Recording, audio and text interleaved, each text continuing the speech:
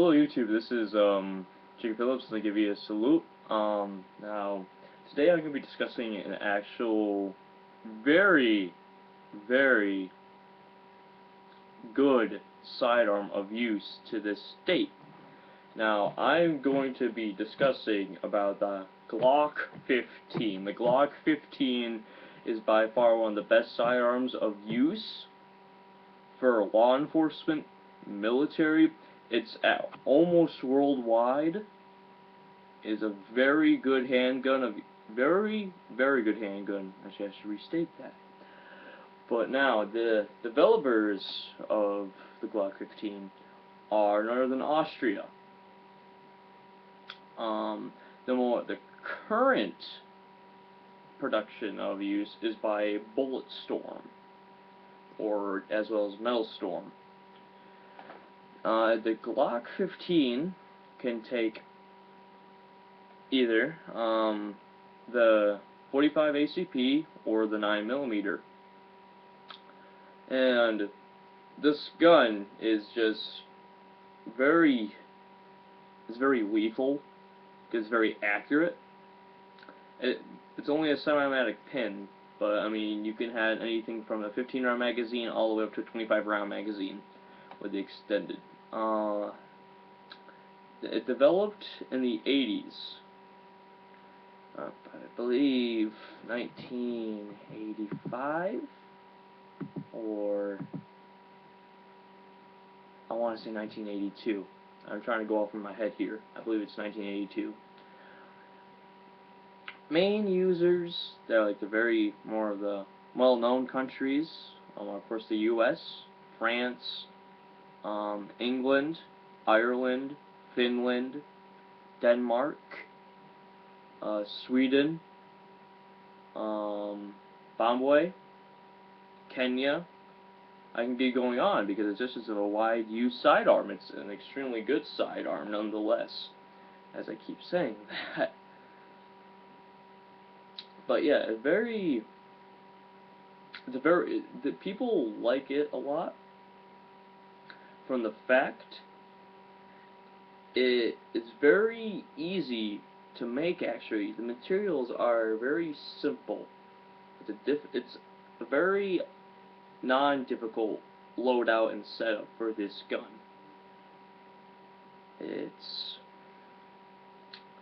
Can probably go up to maybe 350 yards before a downfall with range or the bullet drop. The 9mm, maybe a luck of 375, probably 375 would be better to say.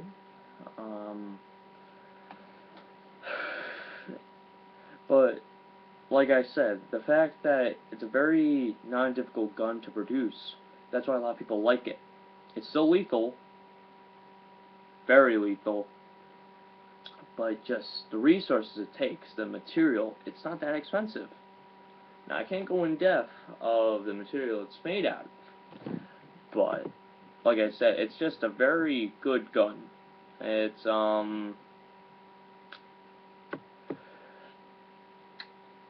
the cartridge that it mainly used, like I said, the 45 ACP, but also used the 9x19 Parabellum, the 40 SW, 40 means Smith & Wesson, the 380 ACP. The 380 ACP is more of a larger caliber of the 45 ACP.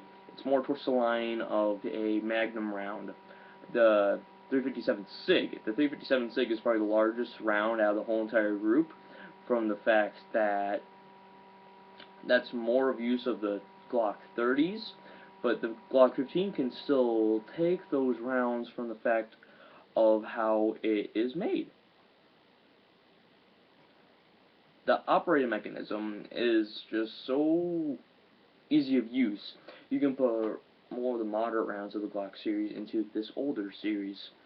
As well, for the 45 ACP, there's a 45 gap, which the gap is more of the hollow point type round. But there's some downfalls to this gun. Now, like I said, it's a very undifficult gun to make. So there's those times when you put it in mud, water, it's going to jam on you. It's going to jam, and that's going to cause major difficulties because, you can't use it anymore. So you have to keep it very clean. As well, if you overuse the gun, the clips tend to lock in place and you can't get them out. So like the clips are literally jammed within the darn thing, and that causes problems as well because you can't unjam the gun, you can't use it. Now back to more of the past of when the Glocks were first developed. The designer was named Gaston Stock, or Gaston Glock in English. Gaston Glock was an Austrian engineer. He first developed the manufacture of Glock Jess MBH. He was a genius because he figured out a simple design handgun that was very lethal in situations of use for mainly law enforcement or for military when it came down to close quarter combat. Because this gun could use such a deadly variety of rounds, it is unspeakable. But the Stone Glock was Austrian. He was a World War II veteran. He was at first, of course, well, he was Austrian, but he was actually captured by Belgium, was taken in, like, doing da-da-da, doing some pretty bright crap, or can you make guns for Earth? And he's like, sure, why not? But by the time he was released throughout Belgium, he went back to Austria and formed manufacturing companies, which was the first one, as I said, was Glock, Jez, MBH. MBH, I honestly do not know what the initials stand for. You can look that up yourself. Or I can look it up and leave a comment below saying, what does that mean? Then I'll tell you what that means. Now, the reason why I said this was a worldwide handgun, almost worldwide, is because there is over 5 billion of them built. Crazy thing is, that was in 2007, so who knows how many more there are now. I don't know that exactly, yeah, the Glock 15 was a game changer for sidearms, because till this date, there's new Glocks coming out. At the moment, it's all the way up to 42. And the Glock 42 is a fully automatic firing pin and semi-automatic firing pin Glock that can fire all the cartridges, but as well be turned into a mini caliber submachine gun, which is pretty impressive.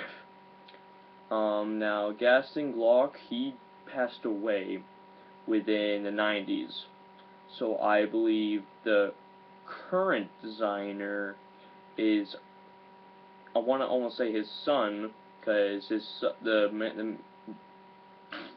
current manufacturer is named Dexington Glock, so I'm pretty sure that's his son. But as I was saying, it's just a very big time game changer. If I had to give an estimation, like I said, go maybe a bit over 300 yards. The muzzle velocity was like 375, and the effective firing range, like when it's really effective, is at least 50 meters. So it's still good for a handgun, especially of that caliber. Now, personally, I never fired it. I never really fired the Glock. As much as I want to, and as much as I see them on a daily basis, because the police department that in the New York State, their primaries are the Glock 15 and 17.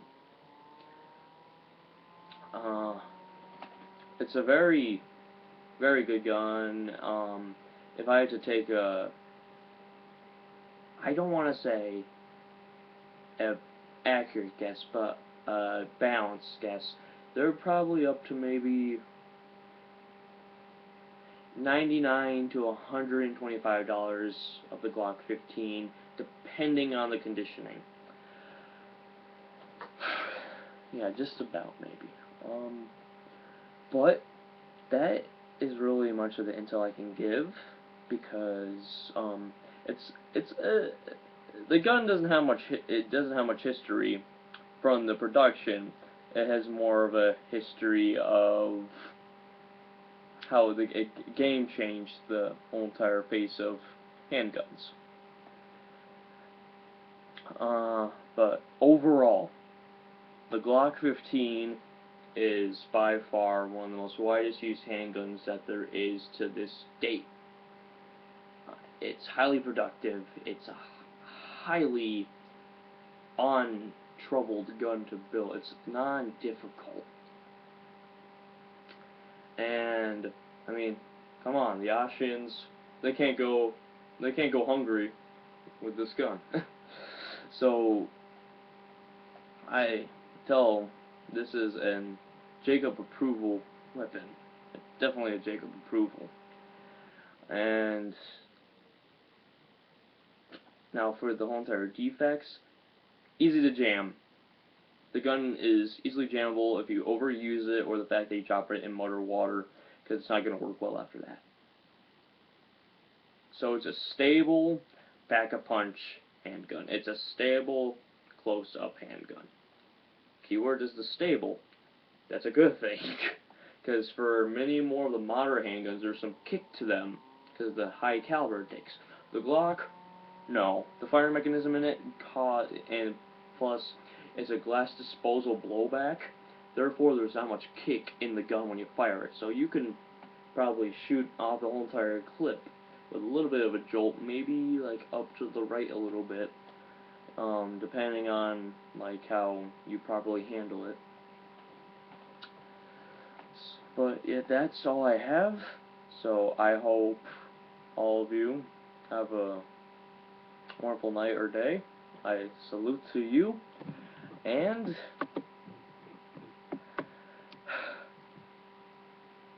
Austria knows how to make some good shit. Alright, signing off.